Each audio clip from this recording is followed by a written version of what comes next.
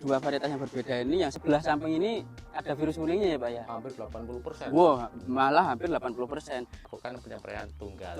Nah mungkin itu juga harus diperhatikan ya kepada teman-teman semua ya Pak. Kalau untuk emang untuk dirasa waktunya itu lebih efektif, tapi kan kita tidak tahu. Sahabat MMT Indonesia, channel Mitra Kemajuan Petani. Nah teman-teman, seperti yang teman-teman lihat, kali ini saya berada di antara pepohonan tanaman cabai yang sangat rimbun dan sangat luar biasa ini teman-teman. Nah pada kesempatan kali ini kita akan membahas tentang budidaya tanaman cabai yang menghasilkan tanaman yang sangat luar biasa ini teman-teman, dengan minim virus kuning dan juga minim dari tingkat kelayuan, juga menghasilkan tanaman yang berbobot dan juga tanaman yang sangat luar biasa. Kira-kira penasaran kan kira-kira bagaimana sih trik-trik yang dilakukan beliau? Nah langsung saja tanpa berlama-lama kita masuk ke sesi wawancaranya.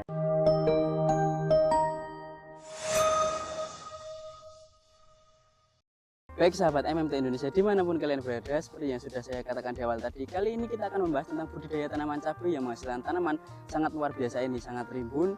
Dan seperti yang teman-teman lihat, kali ini kita seperti berada di antara hutan cabai nih. Nah berhubung di samping saya sudah ada sang pemilik lahan, monggo Bapak bisa memperkenalkan diri dulu. Ya, Assalamualaikum warahmatullahi wabarakatuh. Perkenalkan, nama saya Hamid Rasiman, yang sering dipanggil dengan Pak Bayan Siman. Saya adalah petani pesisir selatan dari Kebumen, tepatnya di Desa Karangrejo, Kecamatan Petanahan, Kabupaten Kebumen. Nah, jadi teman-teman, kali ini kita sedang berada di Kebumen, khususnya sedang bersama Pak Bayan ya panggilannya Pak? Ya. Pak Bayan Siman. Ya. Pak Bayan Siman di Petanahan dengan saat ini melakukan budidaya tanaman cabai yang menghasilkan tanaman luar biasa ini. Pak, kalau boleh tahu Pak Bayan Siman untuk terjun di dunia pertanian khususnya tanam cabai ini udah lama belum Pak? Udah lama Mas. Saya jadi petani cabai itu kisaran tahun 96 Mas. 2009 Pak? Ya. Udah lama banget, saya belum lahir Pak berarti Pak. Jadi sampai saat ini masih melakukan proses tanam cabai ya Pak? Masih. Dari 96 sampai saat ini teman-teman. Nah, jadi udah teman-teman bayangkan ini pengalaman-pengalaman dan juga mungkin kisah jatuh bangunnya di dunia pertanian di tanaman cabai ya Pak ya. Nah kalau boleh tahu Pak Bayan, untuk saat ini menanam cabai varietas apa Pak ini? Saya ini kebetulan sangat kagum dengan tanaman yang jenengan Pak. Ya. Ini saya menanam benih terbaru dari MMT Mas, Drontavi namanya. Drontavi Pak. Ya. Dan kalau boleh tahu untuk populasinya Pak ini Pak? Ini semuanya kisaran 1.800-an. 1.800. Nah, perlu teman-teman ketahui, jadi di sini Pak Bayan Siman ini melakukan menanam cabai dengan dua varietas ya Pak, sepertinya Pak. Betul. Seperti yang di samping saya, di samping lahan ini ada varietas lain teman-temannya. Jadi kalau boleh tahu, mengapa melakukan perbandingan penanaman dua varietas itu Pak? Yes, Mas. Saya penasaran Mas. Nah, karena saya belum yakin, makanya sengaja saya bandingkan dengan varietas lain seperti itu Mas. Oh, jadi jenengan memutuskan untuk menanam Drontavi ini dengan karena jenengan belum yakin ya Pak, ini Belum yakin. emang benar apa enggak ini tahan dari bule gitu ya Pak? Dan Betul. alhamdulillah sekarang ini jenengan sudah membuktikan sendiri ya Pak ya. Sudah. Jadi kalau misalnya teman-teman lihat di sini itu Pak Bayan melakukan dua varietas yang berbeda ini, yang satu Drontavi dan yang satu itu varietas lain teman-teman. Nah, yang Drontavi itu 0% tanpa virus kuning ya Pak. Dan yang padahal sebelah samping ini ada virus kuningnya ya Pak ya. Hampir 80%. Wow, malah hampir 80%. Nah, kalau boleh tahu Pak, untuk mungkin untuk lahannya Pak, ini kalau boleh tahu lahannya dulunya gimana Pak sejarahnya lah? Nah, ini sebelum saya tanami cabai, kemarin tanami jagung Mas. Setelah ditanami jagung, saya bikin bedengan, terus saya tanami bawang merah Mas. Jadi setelah bawang merah umur 30 hari, saya tanami cabai ini Mas.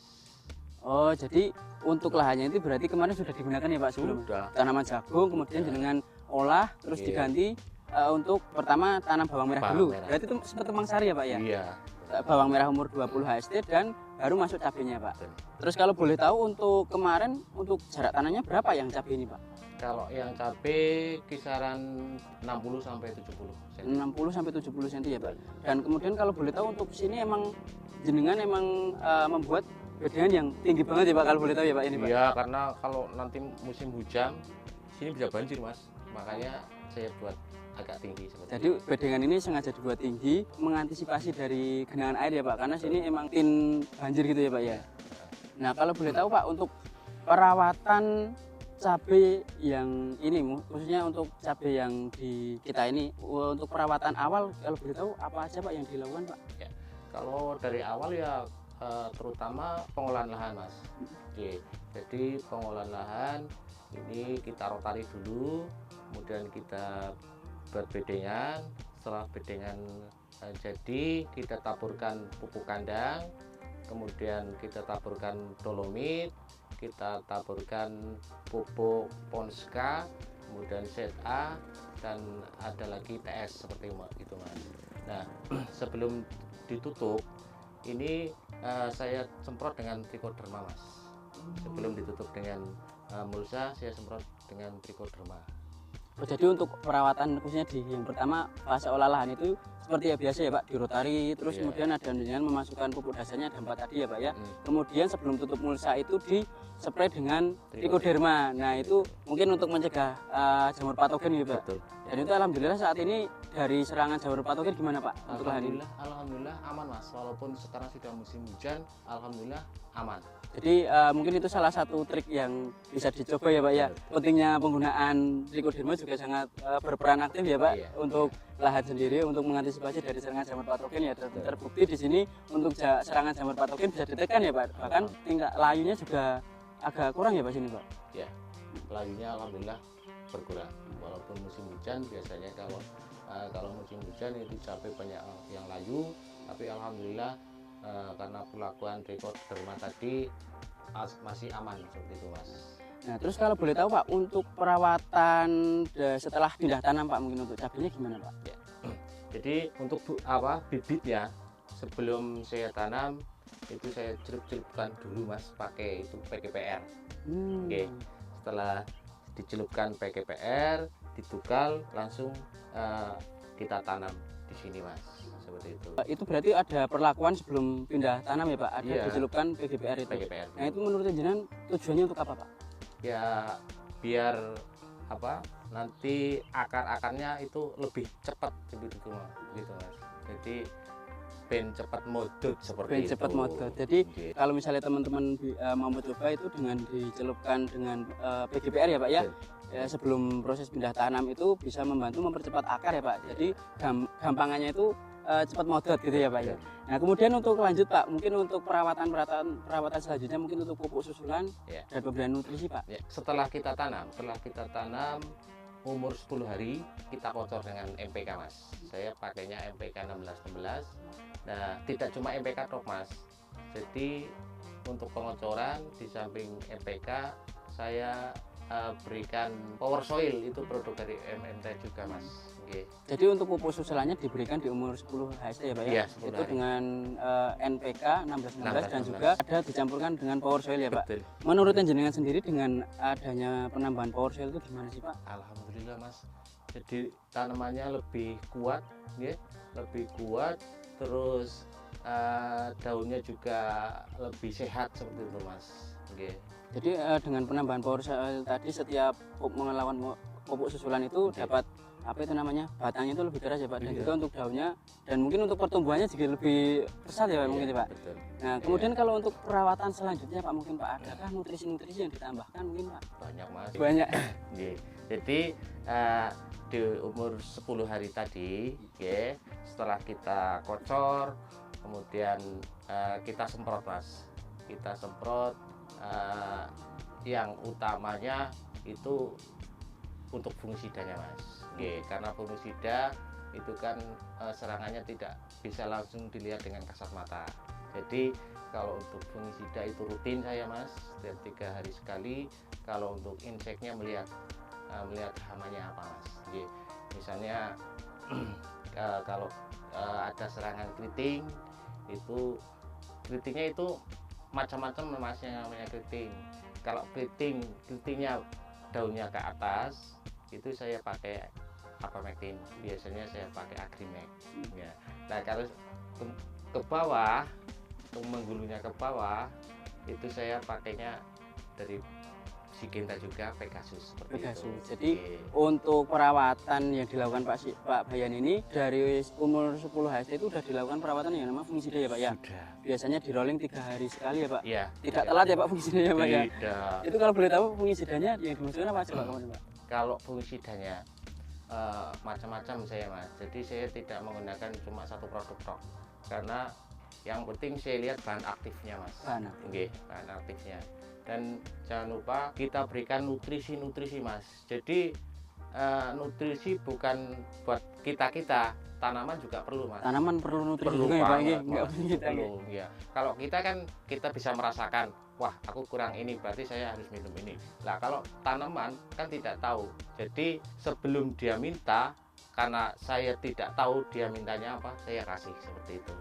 Nggih. Jadi pemberian nutrisi itu juga sangat penting dilakukan di tanaman ya Pak. Betul. Tidak hanya manusia saja yang Betul. memerlukan nutrisi, tapi tanaman juga perlu nutrisi. Dan Aduh. Pak Bayan tadi untuk pengendalian dari serangan hama mungkin ya Pak, itu dilihat dulu ya Pak kondisi Oke. tanamannya, kalau menggulung ke bawah dan ke atas itu juga perlakuannya juga beda-beda ya Pak. Beda. Jadi mungkin teman-teman juga bisa menerapkan hal tersebut ya Pak ya. Ya. Dan kemudian kalau jenengan tadi sempat mengatakan pemberian nutrisi itu penting bagi tanaman. Kalau boleh tahu nutrisi yang jenengan masukkan itu apa aja sih Pak? Ya, kalau nutrisi yang saya masukkan itu ada modem, kemudian ada asam amino, premino Mas. Jadi ini pengalaman saya lah. Jadi untuk teman-teman sahabat tani mau menggunakan dari produk apa, monggo silahkan. Ini menurut pengalaman saya. Jadi saya menggunakan modem, premino. Nah, nanti setelah kelihatan bunga itu saya pakai Kalinet Mas. Masuk kali ini. Jadi Iya. untuk nutrisi yang Pak Bayan tambahkan di tanaman ini itu ada salah satu tadi ada morden, Iya. terus ada asam amino premino, dan juga untuk fase generatif pas udah muncul bunga itu ada masukkan kalinet ya Pak. Kalinet juga. Kalau boleh tahu Pak, untuk pemberian morden dan premino itu intervalnya berapa kali aja Pak? Nah, kalau saya tetap 3 hari sekali Mas. Oh berarti Iya. sekalian aplikasi fungisida dan insektisida itu juga masuk Iya, nutrisi? Ya, tapi kadang-kadang kalau nutrisi saya semprotnya tunggal Mas, tidak saya campur-campur. Oke. Karena nyun sewu, walaupun saya petani sudah lama, sudah dedeng kuat, tapi saya tidak tahu misalnya ini dicampur ini nanti netral apa enggak. Lah untuk mengantisipasi itu saya lakukan penyempraian tunggal. Tunggal. Nah Iya. mungkin itu juga harus diperhatikan ya kepada teman-teman semua ya Pak. Kalau untuk emang untuk dirasa waktunya itu lebih efektif, tapi kan Betul. kita tidak tahu apakah itu bisa mengefektifkan dari bahan aktif yang dicampurkan atau tidak gitu ya Pak. Iya. Dan kalau boleh tahu jenengan menggunakan morden itu yang dirasakan apa Pak kemarin Pak? Alhamdulillah Mas. Setelah menggunakan modern bisa dilihat ini daunnya mengkilat-mengkilat Mas. Jadi hijaunya hijau mengkilat. Hijau mengkilat otomatis kan kalau hijau mengkilat menurut saya itu loh Mas. Menurut saya ini lapisan lilinya tebal. Jadi kalau lapisan lilin tebal itu otomatis ketahanannya ke penyakit itu Lebih kuat ya Pak ya. Iya, Jadi lebih dengan kuat. aplikasi Morden Vol itu yang intervalnya sebanyak 3 hari sekali itu tadi ya Pak Iya. ya, itu menurut jenengan bisa dari membantu pertumbuhan bijinya di daun ya Pak ya. Iya. Daunnya itu tadi hijau mengkilat dan seperti ada lapisan lilinya tadi yang menurut jenengan bisa lebih kuat terhadap serangan hama mungkin ya Pak ya. Iya. Dan kalau boleh tahu untuk dosis yang jenengan gunakan biasanya berapa Pak untuk Morden Vol tadi? Ya, kalau untuk modern itu memang saya poros Mas. Ya, poros. Oke. Kalau yang kemasan setengah liter Iya. itu kan tentunya itu berapa ya, 25 mili apa berapa mili, saya pakai 3 tutup itu Mas. 3 tutup untuk 1 tangki. Iya. Untuk lahan ini biasanya habis berapa tangki Pak? Berat untuk lahan ini 4,5 tangki Mas. Mas tangki ya Pak ya.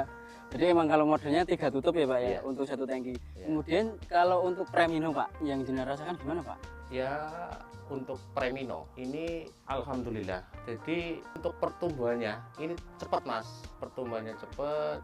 Kemudian batang-batangnya juga kuat Mas. Kokoh ya Pak ya. Kokoh banget ini.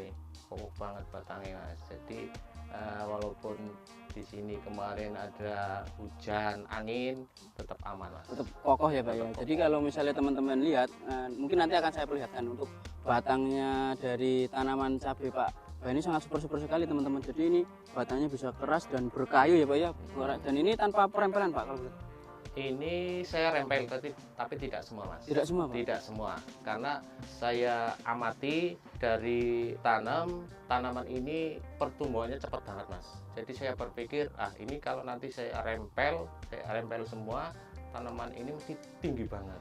Makanya dari itu untuk mengantisipasi ketinggian ini, karena nanti repot saya metiknya, repot, spraynya juga repot, makanya tidak saya rempel semua seperti itu. Jadi ini tuh memang tidak dirempel tapi tidak semua ya Pak. Tidak Jadi semua. tapi walaupun demikian ini mungkin batang utama dan juga tunasarnya mungkin ada yang hampir sama ya Pak ya. Dan ini Pak Bayan, kalau misalnya teman-teman lihat ini sangat rimbun sekali teman-teman, untuk dari tanamannya sendiri sangat mungkin pertumbuhannya sangat pesat ya Pak, salah satunya dengan penggunaan premium tadi ya Pak.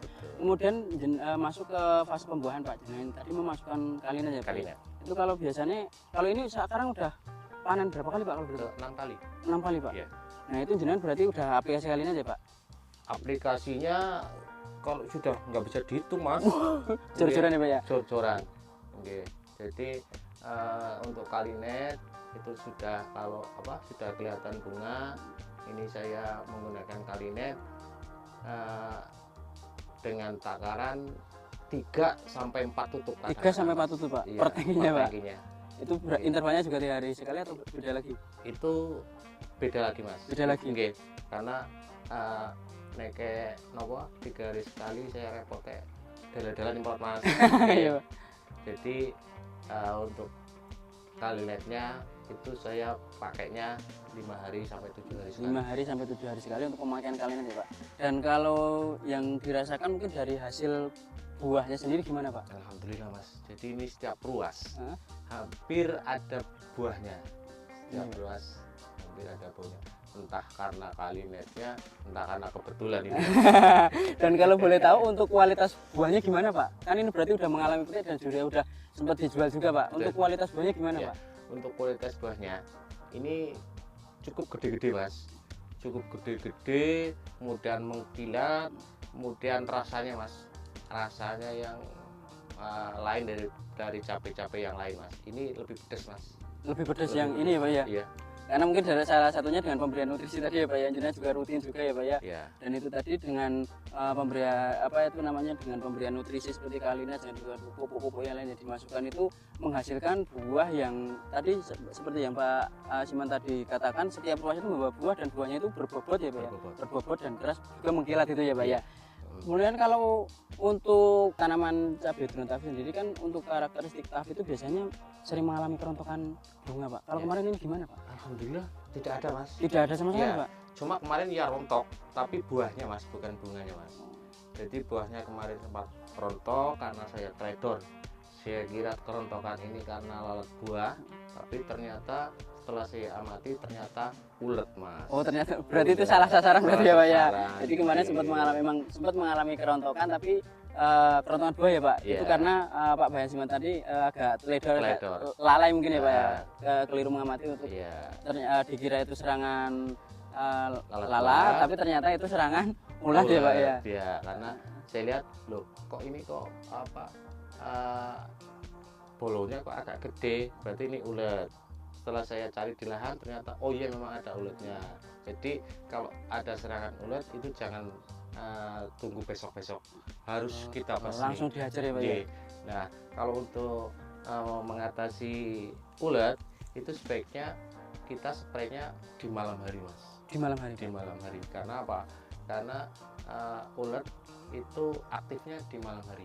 Kalau di siang hari kayak gini entah kemana, Sembunyi mungkin ya Pak ya. mungkin sembunyi. Kalau beraninya keluarnya malam-malam ya Pak ya. Iya. Nah, itu mungkin bisa buat teman-teman juga, kalau misalnya mau menyepray, misalnya ada serangan ada ulat, langsung ya Pak ya. Iya. Harus segera ditindaklanjuti kan, dan kalau bisa sih perlakuannya itu malam ya Pak, karena Iya. ulat itu keluarnya malam. Dan kalau boleh tahu yang dimasukkan kemarin untuk mengatasi ulat apa aja Pak? Untuk mengatasi ulet kemarin saya pakai mortir. Mortir. Iya. Itu saja Pak. Itu saja, karena setelah saya semprot pakai mortir saya lihat-lihat kok sudah tuntas seperti itu. Jadi tidak saya spray yang lain. Nah kalau boleh tahu untuk sini, untuk pemberian pupuk yang kandungannya kalsium gimana Pak sini Pak? Ya, kalau untuk pemupukan kalsium itu saya seminggu sekali itu saya pakai kalsium mas. Kalsiumnya kalau Seminggu berapa? sekali. Kalsiumnya itu saya juga dari MMT mereknya Mungkin kalsium boron atau kalsium apa? kalsium boron mas. Kalsium boron, berarti itu boron. dikocor Pak? Iya dikocor. Mungkin dikocor. kalbofit mungkin Pak? Ya, nah itu Nah, mas, itu kalbofit. itu. Ya, jadi untuk kalsiumnya juga tetap dimasukkan ya Pak? Dimasukkan. 10 hari sekali rutin memasukkan kalbofit itu ya Pak Iya, ya? betul. Jadi mungkin kalau misalnya teman-teman lihat di sini emang dari segi pertumbuhannya dan figurnya emang kokoh banget ya Pak. Ini juga salah satu efek dari itu ya Pak ya, pemberian kalsium yang rutin tadi ya Pak ya. Dan mungkin untuk terakhir Pak, untuk menurut Pak Bayan Siman sendiri yang sudah berulang kali melakukan budidaya cabai, seberapa penting sih Pak kira-kira pemberian nutrisi tambahan di tanaman ini Pak? Kalau pemberian nutrisi itu menurut saya hukumnya wajib mas, harus mas.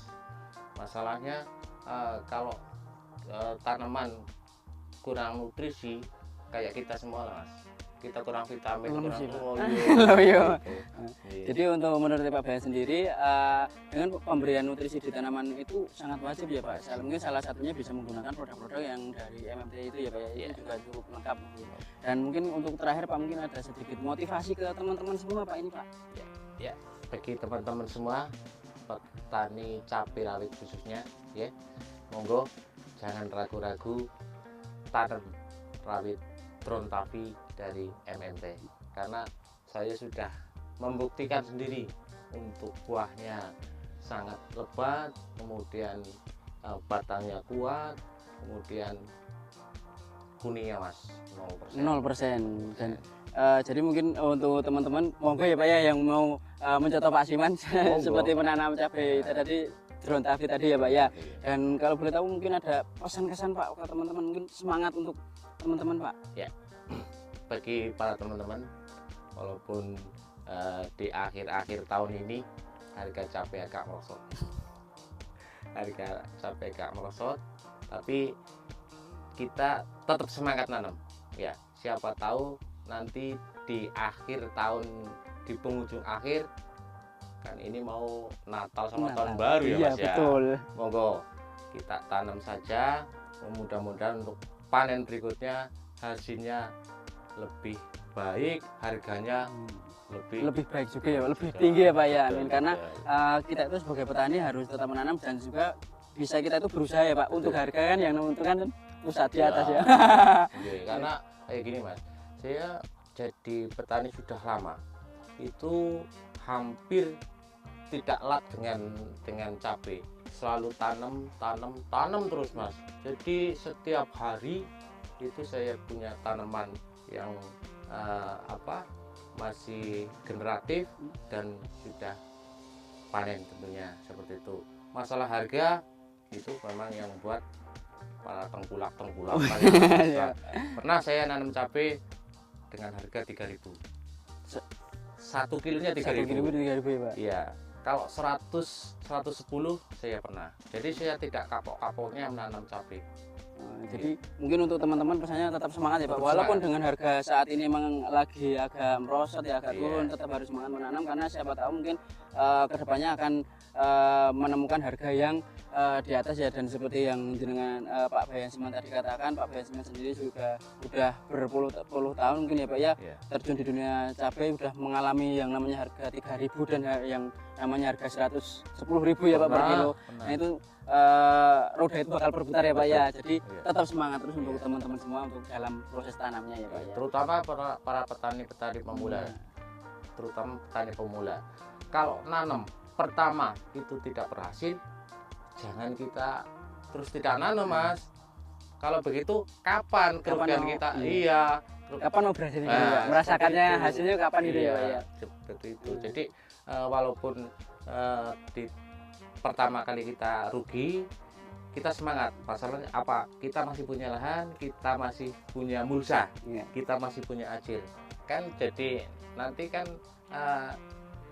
kita cuma membeli apa?